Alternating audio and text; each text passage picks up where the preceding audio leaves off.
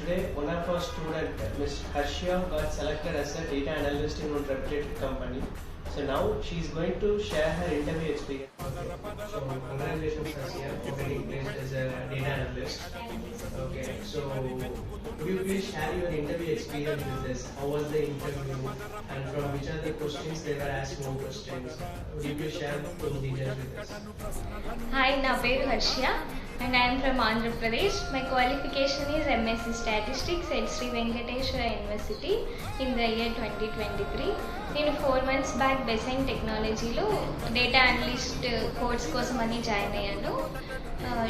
Trainers చాలా బాగా teach చేస్తున్నారు. రియల్ టైంలో ఎలా వర్క్ అవుతుంది అనేది చెప్తూ ఉన్నారు. డైలీ మాక్ టెస్ట్ కండక్ట్ చేస్తూ ఉన్నారు.